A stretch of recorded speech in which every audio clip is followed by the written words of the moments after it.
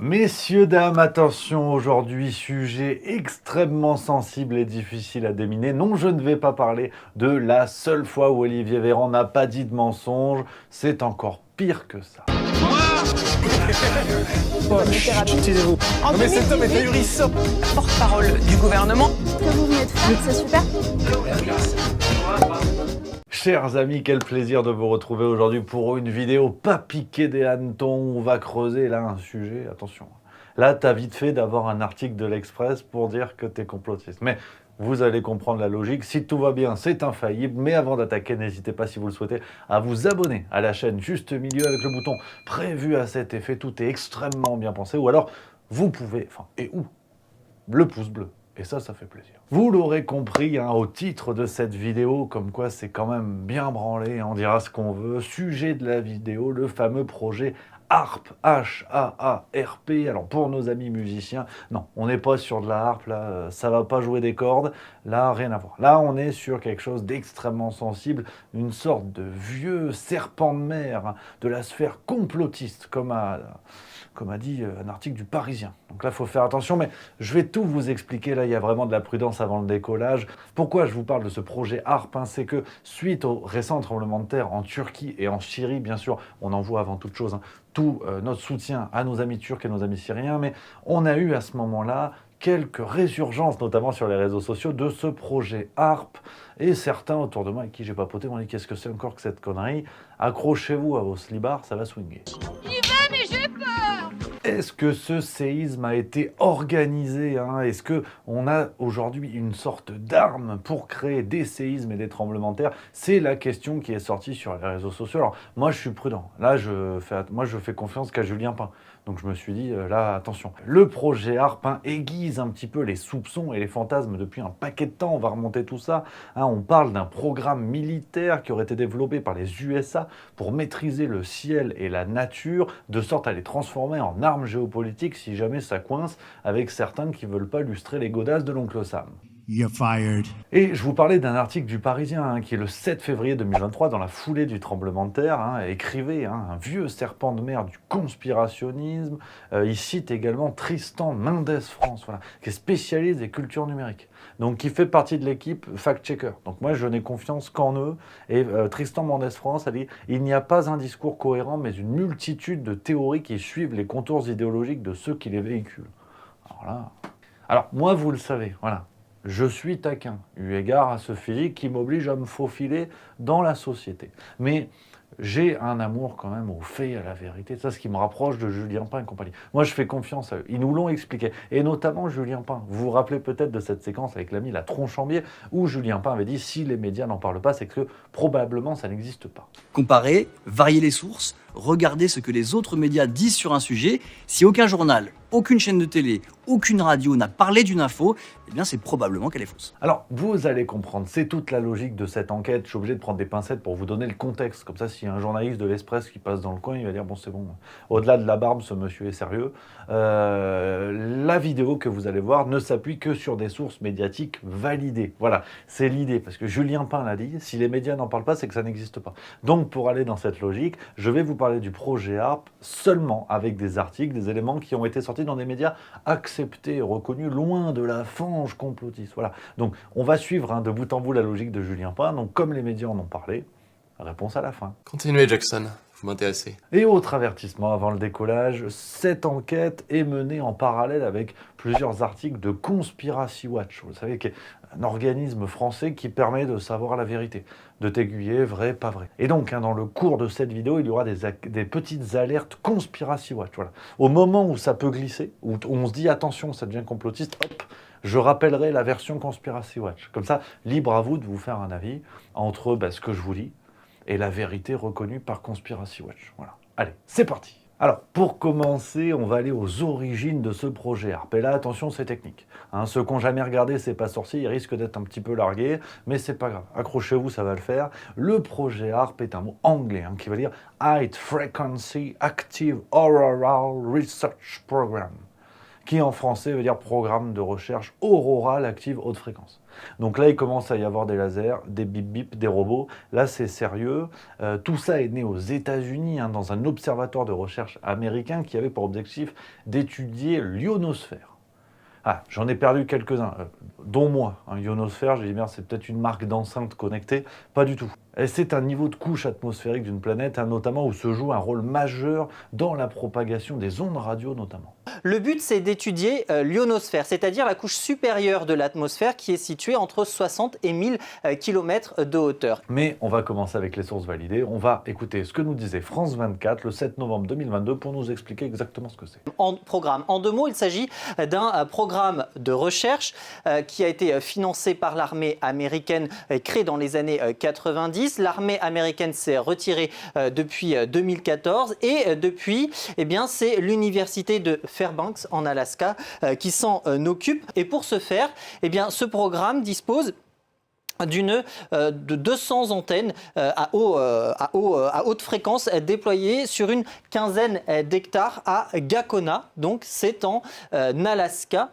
Alors, pourquoi il y a du complotisme autour de cette technologie qui apparemment permet d'écouter énergie quand tu habites au Mans, plus ou moins, tu vois, la circulation des ondes radio? Pourquoi il y a du complotisme autour de tout ça? Qui, que, quoi, dont, où? Hein, pourquoi des gens fantasment sur ce qui n'est qu'une technologie pour voir comment on fait des ondes radio? Où est-ce que ce complotisme a commencé? Apparemment, c'est difficile à comprendre.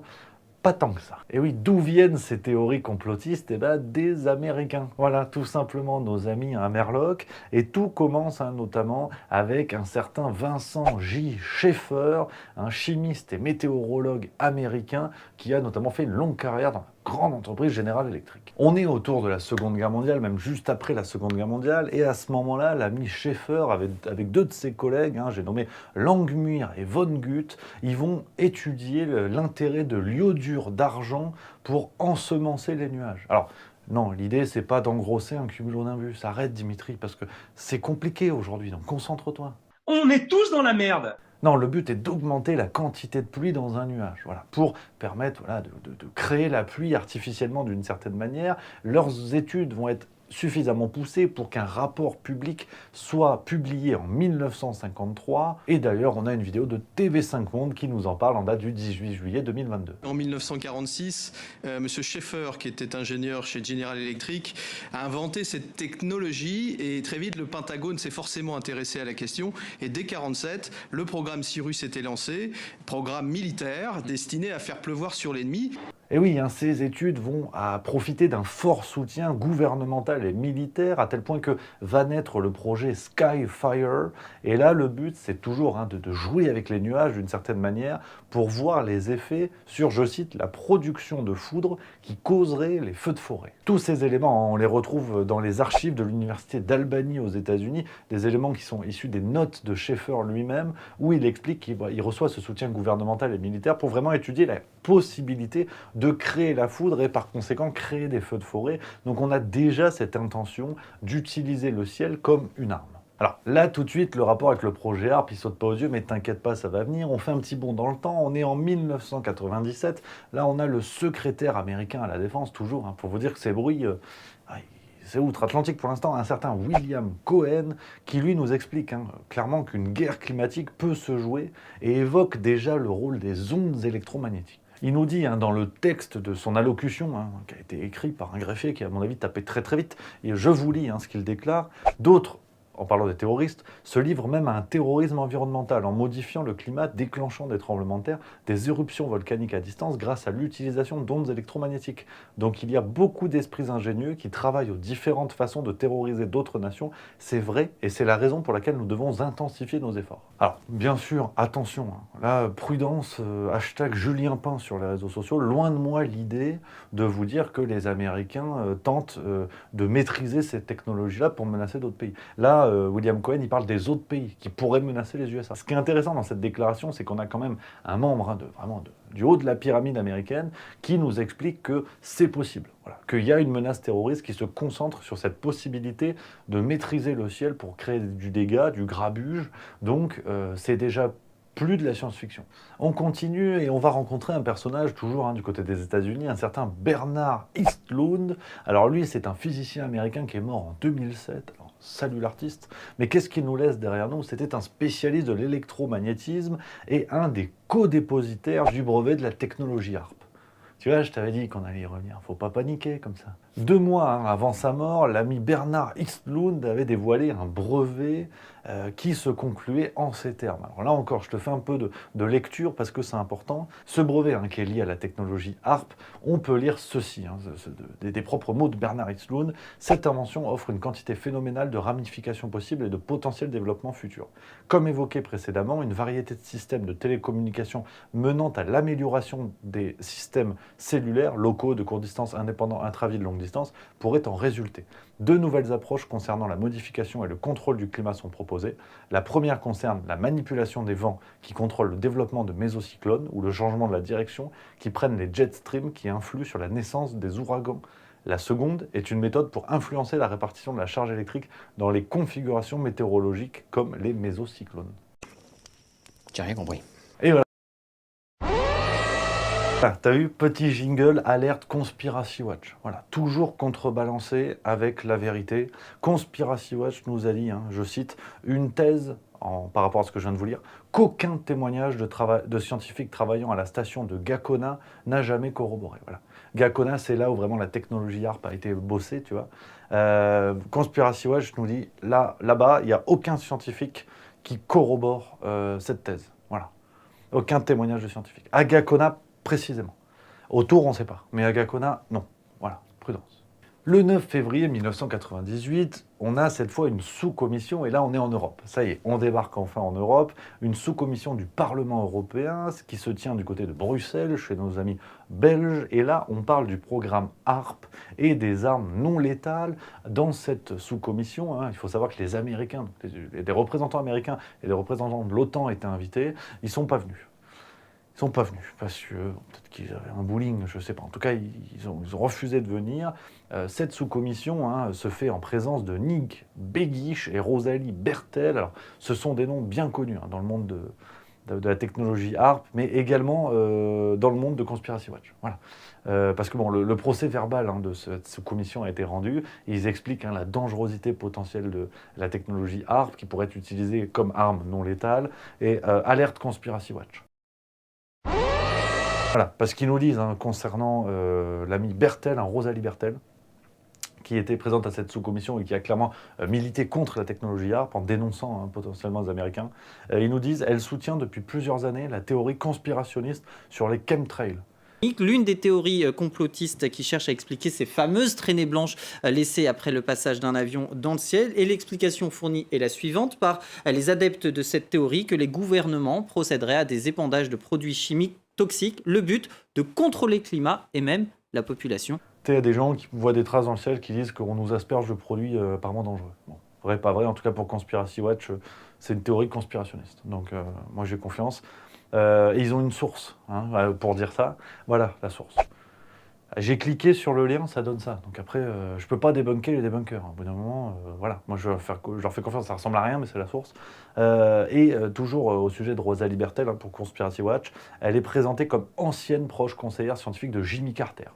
Alors que sa biographie officielle ne le dit pas. Tu vois. Donc Conspiracy Watch sous-entend que c'est peut-être une mytho. Tu vois. J'ai cliqué sur le lien de la bio officielle, où c'est censé ne pas être marqué. Voilà la gueule de la bio officielle. Donc bon, c'est Conspiracy Watch. Moi, j'y suis pour rien. Donc, on récapitule avant de passer à la prochaine grande partie de cette vidéo. Ce projet HARP, on voit, naît dans un contexte où la question de la maîtrise du climat comme arme se pose depuis la fin de la Seconde Guerre mondiale jusqu'à aujourd'hui, sur fond de projet HARP, où là, on est plus sur un travail autour des ondes électromagnétiques, et on a une sorte de confusion un peu organisée, mais une confusion qui, comme nous dit Julien Pain, parce que si les médias n'en parlent pas, c'est que ça n'existe pas, une confusion qui va quand même trouver beaucoup de place dans les médias. Et justement, maintenant, on va regarder ce qui a été dit sur la technologie HARP dans les médias. Attention, pas chez des guignols comme moi. Non, là c'est dans les médias, donc ça existe, comme nous dit Julien Pain, et on comprend un petit peu mieux toute la logique qu'il y a derrière tout ça. Le 5 juillet 1972, rendez-vous compte, hein, c'est une vieille archive de l'INA, l'Institut National des Archives, donc c'était à la télé française à l'époque. Hein. Donc on voit des images qui datent des années 70, où les Américains testent des techniques de camouflage de pluie artificielle. Alors, attention, tu vois, tu connais la maison, prudence intellectuelle, serait-ce de la propagande de guerre? Moi, je pense pas, parce qu'en 2022, on nous dit non, les Américains ne font pas de propagande de guerre. Donc, si je prends ce qu'on nous dit aujourd'hui, ces images-là ne sont pas de la propagande. Donc, c'est vrai. Donc, les Américains, déjà dans les années 70, expérimentaient au Vietnam des techniques pour faire pleuvoir de manière artificielle et se camoufler face aux forces adverses. Enfin, ça dépend de quel côté t'es, quoi. 2 octobre 2008, on a iTélé, l'ancêtre de CNews, qui nous fait un reportage assez long, 8-9 minutes. Tout est en source. Si vous voulez creuser, regardez bien évidemment, les amis, vous connaissez la maison. iTélé nous parle du projet HARP de manière assez ouverte. Vraiment, tout est lié. Effectivement, alors ça ferait exploser les cheveux de Julien Pain, mais c'est la télé, c'est les médias. Alors, je m'excuse par avance pour la qualité de cette vidéo, je vous mets quelques petits extraits, mais j'ai pas mieux. Voilà, j'ai pas réussi à récupérer mieux. Mais être capable d'envoyer un cyclone ou une sécheresse chez ses ennemis, cela ressemble à l'arme absolue. Les Américains essaient-ils vraiment de contrôler les phénomènes climatiques? C'est ce que croit Luc Mampey, chercheur pour le groupe de recherche et d'information sur la paix et la sécurité.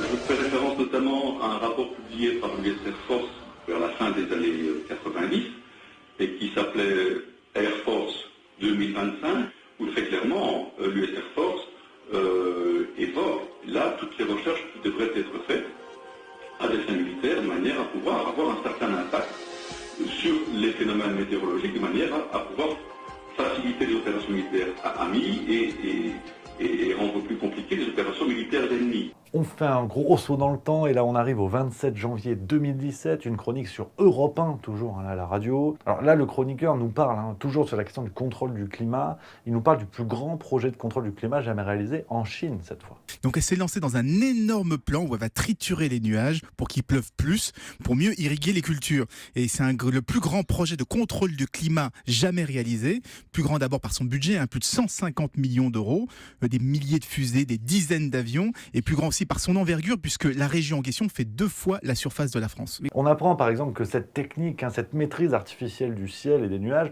a été utilisée au moment des JO, tu vois, pour éviter qu'il pleuve. Voilà. C'est cocasse quand même.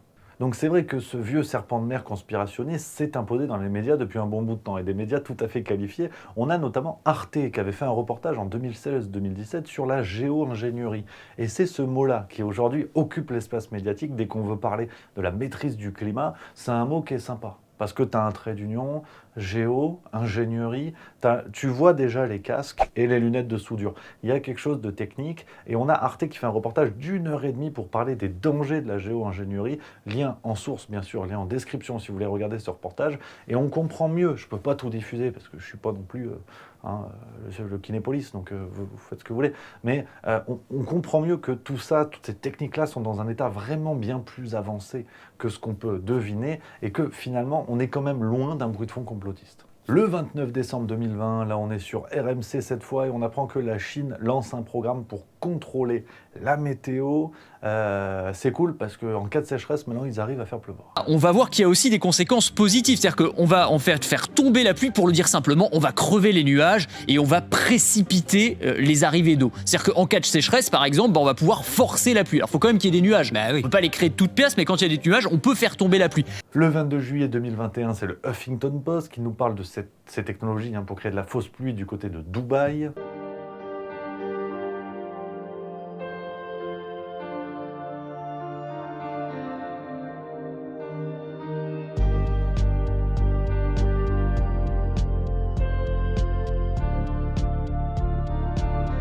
Et forcément, plus on se rapproche de l'époque contemporaine, plus ça se corse. Parce que les technologies, c'est comme les liftings d'Emmanuel Béard, ça s'améliore. Donc 24 janvier 2022, ça c'est France Inter, on peut entendre que des chercheurs d'Harvard travaillent pour tenter de dévier le rayonnement solaire dans l'espace et ainsi limiter le réchauffement de la planète. Comment est-ce qu'on fait pour dégager le rayonnement solaire?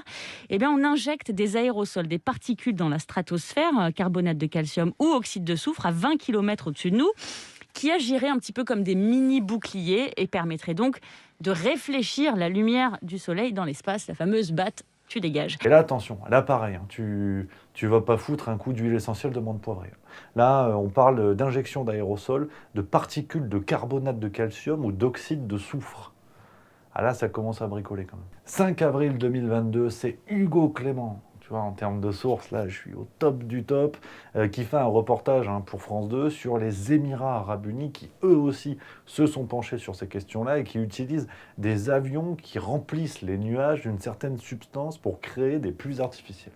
L'avion envoie le chlorure de sodium, le sel donc, dans un courant ascendant qui rejoint le centre du nuage. Le sel a la capacité d'agréger les minuscules gouttelettes d'eau. Une goutte beaucoup plus lourde se forme alors. Elle finit par tomber sous l'effet de la gravité. Alors, dans le reportage, ils nous disent du sel. C'est plus ou moins du sel, c'est de la chlorure de sodium. Si tu veux, c'est le nom chimique du sel. Par contre, autant au début, ils nous disent du sel. Après, tu vois quand même des mecs qui manipulent autre chose. Enfin, quand je prends du sel pour mes coquillettes, j'ai pas des lunettes et une combinaison. Les Émirats Arabes Unis ont accepté de nous ouvrir leurs portes car ils veulent rassurer. Ils nous promettent que ce qu'ils envoient dans l'atmosphère est inoffensif. Il n'existe que quelques endroits comme ici dans le monde. C'est un peu dangereux, on ne peut pas laisser faire ça par n'importe qui. Et puis à la fin du reportage, on a quelque chose de très intéressant, toujours le reportage d'Hugo Clément. Donc là, si, monsieur Julien Pain, vous avez vu, là j'ai fait le boulot. On nous dit dans ce reportage à la fin que les Émirats Arabes Unis seraient en phase de développement d'une nouvelle substance à base de nanoparticules et de dioxyde de titane. Et l'objectif notamment serait de vider les nuages pour empêcher les pluies ailleurs. Alors, ils développent actuellement une nouvelle substance à base de nanoparticules et de dioxyde de titane. Il n'est pas interdit pour le moment de vider un cumulonimbus qui se dirige vers un autre pays. C'est ce qui est sous-entendu dans la séquence, c'est pas très clair, mais on est toujours dans cette logique d'utilisation de la météo, du climat, comme une arme non létale. Et c'est vrai que, alors aux Émirats Arabes Unis, il fait 50 à l'ombre. Donc, le voisin, s'il y a un nuage qui passe pour pleuvoir, rafraîchir un peu, si le voisin, tu bloques les nuages, il ne pleut pas pendant un paquet de temps, ça s'appelle la sécheresse. Donc, on peut parler d'armes non létales. Faut voir. 18 juillet 2022, c'est TV5 Monde, cette fois, qui nous parle de l'ensemencement des nuages, toujours aux Émirats Arabes Unis, mais aussi qui met en avant les dangers, les conséquences potentielles de l'utilisation des particules chimiques. Voilà. Et notamment des nanoparticules. Voilà. C'est aussi un bruit qui revient. Moi, je pensais que c'était complotiste, mais apparemment, TV5 Monde. Si on utilise des particules chimiques et qu'on asperge les nuages en très grande quantité avec ces nanoparticules, il y aura des conséquences, c'est sûr. Et enfin, là, c'est extrêmement récent, 18 janvier 2023, sur BFM TV, cette fois, on apprend que des scientifiques sont parvenus à guider les éclairs et la foudre grâce à un laser. L'objectif était donc d'utiliser un laser en guise de paratonnerre afin de dévier la foudre et étendre cette zone de protection. Cette théorie avait déjà été testée il y a une vingtaine d'années au Nouveau-Mexique, en vain. En cause, le laser était mal adapté, il était plutôt difficile de prévoir où l'éclair pouvait tomber. Alors, on arrive à la conclusion, parce que j'en vois certains qui sont dubitatifs et qui disent « Mais Rémi, le sujet, c'est le projet HARP, et tu nous parles de manipulation du climat. » Eh oui. Ouais, c'est pas faux. Et c'est précisément la confusion sur laquelle je voulais conclure cette vidéo, c'est que ce projet HARP est présenté, comme Le Parisien le fait, et tant d'autres médias, comme une sorte de vieux serpent de mer du complotisme qu'on ressort, où les gens disent le climat est maîtrisé, les tremblements de terre sont maîtrisés, ça peut être utilisé comme des armes. On comprend bien que ce projet HARP s'inscrit dans une logique de maîtrise du climat, de maîtrise des événements naturels, mais que ça n'est pas exactement la maîtrise de la météo, la maîtrise par exemple des nuages comme on l'a expliqué dans la vidéo. On a deux choses quand même qui sont relativement différentes et cette confusion justement profite un petit peu à tout le monde. Et là justement je vais faire du juste milieu. Voilà. Je vais pas me faire que des copains, mais si vous êtes là c'est que vous connaissez la recette. Parce que cette confusion entre projet HARP et maîtrise du climat, comme j'ai essayé de vous le démontrer dans cette vidéo, le projet HARP effectivement remonte à la fin de la Seconde Guerre mondiale aux États-Unis. On a un vrai travail sur la recherche des ondes électromagnétiques pour maîtriser certains éléments de la nature. Et de l'autre côté, on a des recherches qui sont menées pour la maîtrise du climat. On est sur des choses quand même assez différentes. Et pourtant, du côté, si je dois faire des grandes cases à la David Pujadas, du côté des complotistes, on va faire une immense boule, penser que tout est lié pour tout dénoncer en bloc. Et de l'autre côté, les anticomplotistes font la même chose, c'est-à-dire qu'ils vont utiliser cette confusion entre deux technologies qui sont quand même bien différentes, hein, deux méthodes de recherche qui sont bien différentes, pour mettre tout le monde dans le même sac. Donc, avec ce qui s'est passé avec le tremblement de terre en Turquie et en Syrie, on parle du projet HARP et les médias vont dire « Ah, vous avez vu, projet HARP complotiste ». Sauf que on a des recherches qui sont existantes sur cette maîtrise des événements naturels et notamment des tremblements de terre. Donc, le projet HARP sert de paratonnerre un petit peu pour tout le monde, alors que si on regarde les strates différentes, ces recherches, en grande majorité, existent. On a une volonté de la part des grands pays de ce monde, ceux qui ont du pognon plus ou moins, d'utiliser à la fois les événements naturels, à la fois le climat, comme une arme. Donc, si on met le pif dans tout ça, c'est bien plus complexe qu'un vieux serpent de mer conspirationniste. Et c'est vrai que sur les manipulations météo, par exemple, comme je vous l'ai démontré, bon nombre de médias tout à fait qualifiés en ont parlé. Difficile aujourd'hui de sortir la carte complotisme par rapport à tout ça. Même Hugo Clément nous dit dans ce reportage qu'actuellement, des expériences sont menées pour aller encore plus loin. Donc on a une volonté de maîtrise de plus en plus grande des événements météo. Et sur les tremblements de terre, parce que c'est vrai que c'est le cœur du sujet, on est dans l'actualité, beaucoup de gens ont d'ores et déjà parlé du projet HARP, comme je vous l'ai dit en face, on vient décrédibiliser ça, on fait des grandes boules et on prend pas le temps de papoter, tu vois. Parce que si tu creuses un peu, on a eu un reportage de France 5 en 2011. Alors, j'ai pas réussi à retrouver le titre exact, mais j'ai deux séquences, une de 3 minutes, une de 9 minutes, tout est en source si vous les regardez. Si vous avez le titre de ce reportage, je le veux bien, n'hésitez pas à le mettre en commentaire. Et ce reportage de France 5 évoque le cas d'une machine à tremblement de terre développée par des chercheurs sous l'URSS. Certains ont songé à dissiper préventivement la puissance des grands séismes en provoquant plusieurs petits. Et cette idée s'est concrétisée. Une machine a été construite dans ce but. Elle est née dans le cerveau des ingénieurs de l'ex-Union soviétique en pleine guerre froide. Et on a également cette phrase tout à fait énigmatique, des militaires américains ont acheté la machine à tremblement de terre à l'issue de la guerre froide. Car si une telle machine était positionnée sur une faille tectonique, nul ne sait ce qui pourrait advenir. Peut-être une incontrôlable réaction en chaîne de tremblements de terre et de tsunamis dans le monde entier. Des militaires américains ont acheté la machine à tremblement de terre à l'issue de la guerre froide. Où est-elle aujourd'hui? Nul ne le sait. Alors, affaire à suivre. Malheureusement, je ne peux pas vous dire oui, le séisme en Turquie a été créé par cette machine. Je ne peux pas vous dire non.